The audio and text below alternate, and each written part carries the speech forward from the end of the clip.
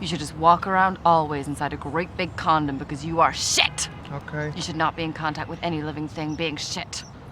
Have you ever heard the expression, it takes two to tango? Fuck you.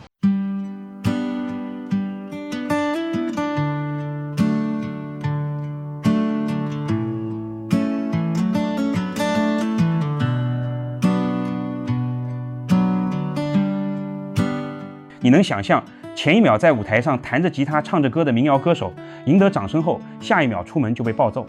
你能想象在自由灯塔国一身本领的民谣歌手落魄到混吃混住，最终竟然抛弃吉他去当远洋水手？你还能想象就是这样一个落魄歌手还曾一时拥有2个孩子？你能想到的和想不到的，导演科恩兄弟用105分钟的故事为大家深刻展现了关于20世纪60年代美国乃至世界民谣圈当时所发生的故事。电影结尾出现的那位年轻歌手，其实就是民谣传奇鲍勃·迪伦的影子。这是一个优美而又略显悲伤的故事。不只看热闹，更要看门道。欢迎来到观影悟道。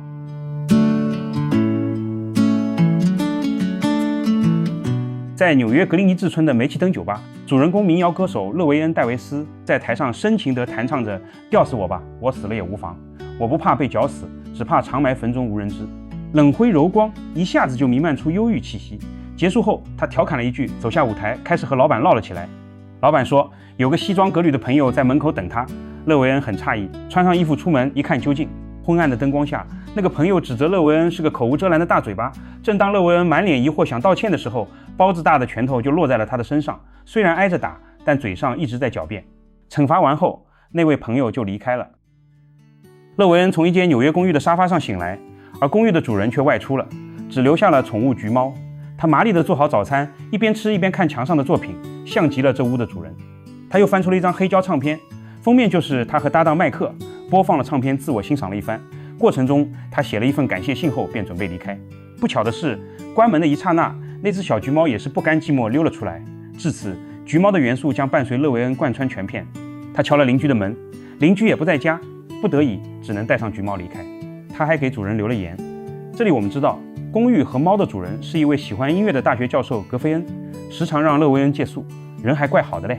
呵呵。勒维恩坐在离开曼哈顿的地铁上，镜头以橘猫的视角展现他的好奇，站名一站站掠过，象征着他与勒维恩的相似旅程。他们先到一间普通公寓，但主人不在。管理员一见勒维恩便知是老相识，让他翻窗进去安顿好橘猫。随后，勒维恩赶去找经纪人梅尔，抱怨自己单飞后事业一落千丈，吃住都成问题，大冬天连件外套都买不起。他本想施压让梅尔多捧捧自己，结果梅尔这榆木脑袋没听懂，真给他递了一件外套。It's bullshit, Mel. It's just a big fat fucking bluff. Kid, what are you bluff? I offer you this. 勒维恩嫌他假惺惺，一句话点炸了梅尔的火药桶，被赶出公司，只拿到$40打发走人。勒维恩回到公寓，发现女主人简已经在家，他看不惯她和小橘猫翻窗进屋，嘴上不停输出，还写了张纸条，自己已有正牌男友，并且怀孕了。What the fuck? 检视民谣歌手和勒维恩关系暧昧，如今孩子是谁的也说不准，但多半和他脱不了干系。正因他总来借宿，才闹成现在这样。这时，简身后的特洛伊抱着猫说，今晚在煤气灯酒吧演出，也要留宿。气氛尴尬，他赶紧打圆场，说自己喜欢勒维恩的歌，可以让他睡沙发，自己去睡地板。晚上，特洛伊在煤气灯酒吧唱着情歌，简和勒维恩在台下听着。不久，简的正牌男友吉姆来了，勒维恩请吉姆点评特洛伊的表演，吉姆说表现很出色，但勒维恩却嗤之以鼻。趁简离开，勒维恩表露来意，向吉姆借钱，理由荒唐，要给另一个女孩打胎，还让他别告诉简。吉姆说，不告诉简就别想拿钱。尴尬间，特洛伊邀请吉姆和简上台合唱了经典民谣《500英里》，这是一首关于漂泊与孤独的歌。一早，橘猫望着窗外，勒维恩从地铺醒来，特洛伊穿着军装吃着早饭，向勒维恩道歉。勒维恩这才发现他是军人。那时越战未起，年轻人参军仍被视为荣耀，但民谣歌手向来反感军队。They making you a killing machine? 特洛伊平静回应说，几个月后就退役，打算去投靠民谣圈大佬格罗斯曼，那也是勒维恩心中的偶像。听到这，他有些嫉妒，觉得自己更有才，却敌不过特洛伊的帅气与好运。特洛伊离开后，勒维恩点起烟发呆，想和小菊聊几句。刚开口，小菊却从窗缝一跃而出，奔向下一站。勒维恩急忙追下楼，小菊早已不见踪影。Kitty, Fuck. 他约简出来单独谈谈，结果简满嘴火药味，一早上全把气撒在他身上。Not here. Fuck you. I'm sorry, Witch. Out or fuck you. Let's go out. 孩子的父亲虽未确定，但是考虑到勒维恩人品的问题，简不能冒险接受怀上他的孩子，只能选择打掉。他让他去联系医生，毕竟他对这种事早就熟门熟路。之前还有个叫戴安的女孩被他搞出过事。勒维恩无奈挨骂，趁空只提了个请求，他让简不要关窗，也许小菊还会自己回来。下一站，勒维恩来到姐姐家，准备借点生活费，但姐姐也是一只老狐狸，心里早有防备。姐姐抢在勒维恩开口借钱之前，预判了他的预判。 So how's the music going? Pretty good. Oh, good. So you don't need to borrow money. 原来父亲因病住进养老院，房子也被卖了。勒维恩是想分点钱，却被姐姐堵得死死的。姐姐还把勒维恩的后路都计划好了，建议他去子承父业，跑船当海员谋生活。收拾旧物时，姐姐递给他一张童年唱片《飞鱼群》，是父亲当年录的。勒维恩瞥了一眼，让他扔掉，说这会影响粉丝对他的印象。口口声声追梦，其实是借音乐逃避现实，不敢面对自己的落魄，只想留住那点体面。勒维恩打电话给格菲恩教授，想再借宿一晚。教授关心地问起小菊，勒维恩只好随口编了个理由。教授随即提到吉姆在找他，说有首歌想邀请他录制。眼下拮据的勒维恩听到有活儿可干，立即赶去赴约。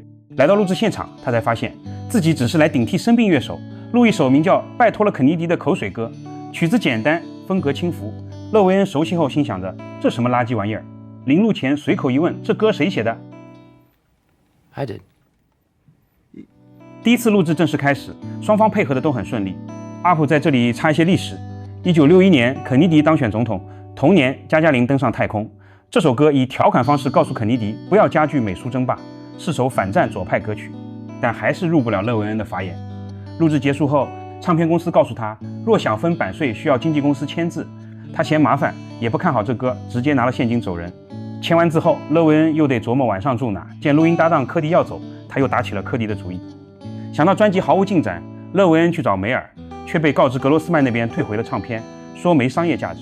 助理还冷嘲热讽地补刀，梅尔最近只忙着参加葬礼。勒维恩心想，再这样下去，梦想也快被葬送了。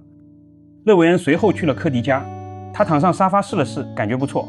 看到科迪的唱片时，感到些许共鸣，打算多住几天。拿回吉他后，他又约简在咖啡厅见面。简嘴上嫌弃他，却仍像女友般唠叨他没规划未来。两人都有理想，却走在不同方向。正聊着，勒维恩看到窗外的小菊，冲出去抓住，总算能向教授交差了。可麻烦又来了，科迪说女友要来，只能让他住到周末。勒维恩苦笑接受，科迪倒够意思，帮他找了条出路。朋友要开车去芝加哥，能顺路带他去见格罗斯曼。勒维恩欣然答应。出发前，勒维恩先处理2件事：第一，为简预约打胎，医生却说这次不收费。他还以为搞活动买1送1，结果得知上次戴安的孩子根本没打掉，他决定生下来。 Diane didn't tell you? Diane did not terminate the pregnancy. She came in to tell me she decided to go to term. 勒维恩一时成了2孩子的爹，却谁也见不到。第二，把小菊还给教授。到教授家才发现有客人，还有位交响乐手。为了缓和气氛，教授提议他来一曲暖暖场，勒维恩勉强答应。吉他升起，教授妻子忽然和声伴唱，这让他情绪失控。想起已故搭档麦克，压抑多时的情绪彻底崩溃。 This is my job. This is how I pay the fucking rent. This is a loving I'm a fucking professional. And you know what? Fuck Mike's part. 教授妻子哭着跑开，场面彻底僵住。阶层的隔阂让勒维恩始终成不了自己人。这一晚，他只是教授炫耀的一个艺术品。临走时，教授妻子抱出小菊，说这不是原来的那只，小公菊成了小母菊，真是够操蛋的。勒维恩只能带着假猫踏上去芝加哥的路。车上3人，勒维恩、小五哥和胖老头格兰特纳。特纳是个嘴碎刺头，醒来就开始调侃勒维恩，自称小五是他的侍从，看得出他也是一位有点实力的过气音乐人。他行动不便，事事都得靠小五。昔日风光无限，如今落魄了，脾气却依旧难改。 What'd you say you played? Folk songs. Folk singer with a cat. You queer? It's not my cat. I just didn't know what to do with it. Really? So, did you bring your dick along too? 途中，勒维恩为打发无聊弹起吉他，小五抽着烟沉默。特纳不是睡觉，就是嘴上逼叨。闲聊之际，勒维恩谈到了搭档麦克，这里我们才知晓，原来麦克跳桥结束了生命，原因没明说，但小五随口背了首奥洛夫斯基的《干净屁眼诗》，暗示麦克可能是同性恋，把勒维恩错认为恋人。而勒维恩显然是个直男，被拒绝和鄙视之后，麦克想不开，选择轻生。那场悲剧成了勒维恩心里永远的阴影。来到休息区，特纳趁机来了一发，量没控制好，吸多了晕了过去。而小五见怪不怪，将他弄到车上继续赶夜路。开着开着困了，车在路边违规一停，准备睡觉，招来了警察。而小五拒不配合，被铐走。勒维恩全程懵逼，没钥匙也没法开车，只能与小母局分道扬镳，再次独自上路。勒维恩终于抵达芝加哥，无依无靠，只能四处漂泊，联系不上格罗斯曼，只好直接上门拜访。他来得很早，独自弹琴，等待着大佬的到来。格罗斯曼虽没收到他的专辑，但看在梅尔的面子上，给了他自我介绍的机会。勒维恩拿出了和本影片同名的新专辑《Inside Llewyn Davis》，现场唱了一首《皇后简直死》，歌里有他自己的影子，像是在恳求格罗斯曼给他的音乐一个重生的机会。可现实残酷，格罗斯曼直言看不到商机。沉默片刻，勒维恩只能接受。Okay, so that's it. 临走前，大佬提议让他加入新组建的3人组合当和声，这是条出路。显然，大佬不知道勒维恩的心结，他不可能再接受组合。芝加哥梦碎，勒维恩只能搭车返程。大雪天的夜晚，司机疲惫睡去，他被迫接手驾驶。勒维恩身心疲惫，眼皮子也逐渐打架。他看了眼一旁熟睡的司机，恍惚间撞到了一只小橘猫。他下车查看状况，车头的血迹证明了小橘已死。回到纽约，勒维恩暂住在姐姐家，决定听劝，放下音乐，出海谋生。但现实又给他添堵，上次的钱没补齐，得先补上才能上船。他掏出最后一点钱交给管事伙计。临行前，他去探望了父亲，谈起童年的飞鱼群，那是父亲年轻时出海捕鱼的歌。虽因脑梗不能言语，父亲却在熟悉的旋律中，仿佛回到过去，望向窗外，静静回忆。而此刻，勒维恩也将踏上属于自己的出海之旅。勒维恩特地去和简告别，态度难得诚恳，却搞错了他的手术日期，依旧是那个不靠谱的他。只是这些已经不重要了，两人终将分别。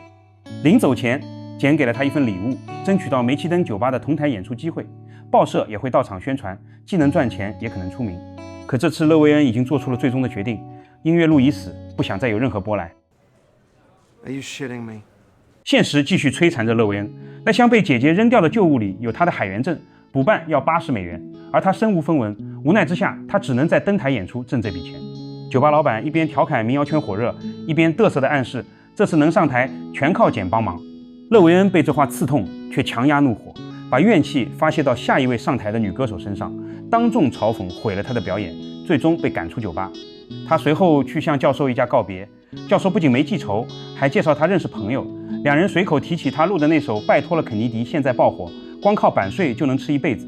勒维恩听得差点一口老血喷出，当初他只拿了$200现金，朋友们都顺风顺水，唯独他被生活碾压。教授妻子最后拥抱了他，示意原谅。而那只名叫尤利西斯的小公举也回到了家。尤利西斯是拉丁语版本中的奥德修斯，历尽磨难终能归家，而勒维恩却永远在漂泊。勒维恩又在教授家醒来，一切回到开头的场景。这次他没再犯错，出门前把小公举踢回屋里，准备最后一次登上梅奇登酒吧的舞台。镜头重现片头演出，但此刻的他已历经风霜，成了歌声中的那个孤独勇士。